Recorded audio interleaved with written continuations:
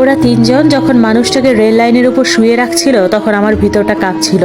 তাদের মধ্যে থেকে কেউ একজন বলল, ট্রেন আসার পর সবাই যাব। কণ্ঠ শুনে বুঝলাম এটা নাদিয়া। কথাবার্তা শুনে যা মনে হলো, এই মৃত্যুমুখী মানুষটার সাথে নাদিয়ার হয়তো কোনো কারণে শত্রুতা ছিল, তাই সে এমনটা করছে।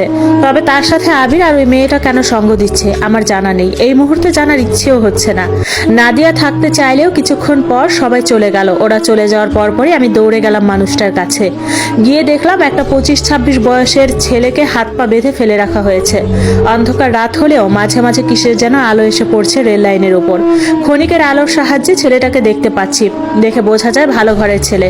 ছেলেটার সারা শরীর রক্তে রঞ্জিত, গায়ে দেওয়া টি শার্টটা রক্তে লাল হয়ে গিয়েছে। বুঝাই যাচ্ছে অনেকটা অত্যাচার সহ্য করতে হয়েছে তাকে।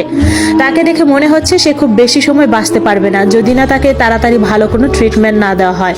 কখনো ভাবতে পারিনি নিজের জীবনের সমাপ্তি ঘটাতে এসে এমন একটা অবস্থায় আমাকে পড়তে হবে।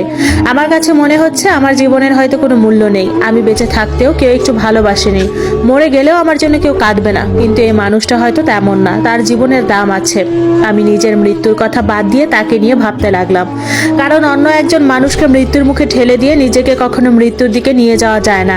আমার জায়গায় অন্য কেউ থাকলে কি করতো জানি না, তবে আমার এই মানুষটাকে বাঁচাতে হবে। আমার ভিতরে যে রহস্যের জোয়ার বয়ে যাচ্ছে সেটা আমাকে জানতে হবে। এর সাথে আবিরের কি সম্পর্ক, নাদিয়ার কে হয় ছেলেটা। এরকম আরো অনেক অজানা প্রশ্ন মস্তিষ্কের নিউরনে ঘুরপাক খাচ্ছে, যেগুলো আমাকে জানতে হবে। আমি ছেলেটার খুব কাছে গিয়ে যখন দেখলাম তখন বুঝতে পারলাম ছেলেটা বেঁচে থাকার আশায় শ্বাস নিচ্ছে। ওরা ছেলেটাকে অনেক মেরেছে, তবে এত মারার পরেও কেন তারা তাকে একেবারে না মেরে এভাবে এখানে ফেলে রেখে গিয়েছে সেটা আমার ভাবনা শক্তির বাইরে। হয়তো এর পেছনেও কোনো কারণ থাকতে পারে। আমার কাছে তেমন কোনো টাকা পয়সাও ছিল না যে তাকে নিয়ে কোনো হাসপাতালের দিকে যাব, তবে এই মুহূর্তে তার জন্য ভালো চিকিৎসা দরকার, না হলে খারাপ কিছু হওয়ার সম্ভাবনাই বেশি। আমি ছেলেটার কাছে গিয়ে তার হাত পায়ের বাঁধন খুলে দিলাম। তখনও ছেলেটা একটা ঘোরের মধ্যে। সে বুঝতে পারছে আমি তার হাত পায়ের বাঁধন খুলে দিচ্ছি, কিন্তু কোনো কিছু বলতে পারছে না। এতটা খারাপ ভাবে কেউ কাউকে মারতে পারে আমার জানা ছিল না। আমি তাকে ধরে রেল লাইন থেকে সরে নিচে যাওয়ার কিছু সময় পরে বন্দুকের গুলি বেগে একটা ট্রেনে আমাদের পাশ কাটিয়ে চলে গেল। অথচ কিছুক্ষণ আগেও আমি জানতাম এই ট্রেনের নিচেই আমার জীবনের ইতি ঘটবে, কিন্তু তেমন কিছুই হয়নি। হয়তো সৃষ্টিকর্তা চাননি আমার এভাবে মৃত্যু হোক, তাই এখনো আমি পৃথিবীর বুকে বেঁচে আছি।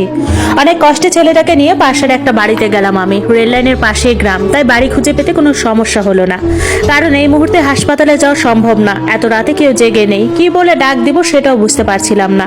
সবশেষে যখন বললাম বাড়িতে কেউ আছেন, আমার একটু সাহায্য দরকার, আমার কথা শুনে 70 বছরের বয়স্ক একজন মানুষ দরজা খুলে দিল। আমার কাঁধে রক্তাক্ত ছেলেটাকে দেখে তিনি এগিয়ে আসলেন আর বললেন, কি হয়েছে, এত রাতে আপনারা কারা? আপনাদের তো ঠিক চিনলাম না। আমি লোকটাকে সব খুলে বললাম, তবে মনে হলো না সে আমার সব কথা বিশ্বাস করেছে। আমি যখন তাকে বললাম ওর চিকিৎসা করা দরকার, না হলে বাঁচবে না, আপনি সাহায্য না করলে সেটা সম্ভব না। কথাগুলো বলার পরেই দেখলাম আর একজন বয়স্ক মহিলা দরজার সামনে দাঁড়িয়ে আছে। বুঝলাম আমাদের কথা বলার আওয়াজ শুনেই সে সজাগ পেয়েছে। আমার সব কথা শোনার পরে তারা আমার সাথে থাকা ছেলেটাকে নিয়ে একটা রুমের মধ্যে নরম বিছানায় শুইয়ে দিল। তার কথা শুনে বুঝলাম সে কবিরাজ টাইপের কোনো কিছু হবে। তার কাছে কিছু ওষুধ ছিল, সে সেগুলো দিয়ে ছেলেটাকে সুস্থ করে তোলার চেষ্টা করলো। আমার সারা রাত নির্ঘুম কাটলো। ভোর রাতের দিকে একটু ঘুমানোর সুযোগ পেলাম, কিন্তু সেটাও বেশি সময়ের জন্য না। ঘুমানোর কিছু সময় পরেই বয়স্ক লোকটা বললেন ছেলেটাকে ভালো একজন ডাক্তারের কাছে নিয়ে যেতে হবে। তিনি যে ওষুধগুলো লিখে দিয়েছেন সেগুলো তাকে সুস্থ করার জন্য যথেষ্ট ছিল না। আমি তখন ঘুম থেকে উঠে বিছানায় বসলাম। তারপর বললাম, আমি তো এখানকার কোনো কিছু ভালোভাবে চিনি না, আপনি একজন ডাক্তারকে নিয়ে আসুন, টাকা পয়সা যা লাগে আমি দিব, এইসব নিয়ে চিন্তা করবেন না, শুধু ছেলেটাকে সুস্থ করে তুলতে হবে।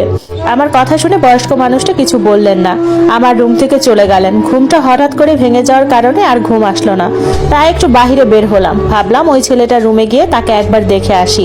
কিছু সময় পর দেখলাম একজন সুদর্শন লোক ব্যাগ হাতে বাড়ির ভেতর ঢুকলেন। লোকটার বয়স 30-35 হবে, তবুও খুব সুদর্শন মনে হচ্ছে। এই লোকটা যে একজন ডাক্তার সেটা আমি আগেই বুঝতে পেরেছিলাম।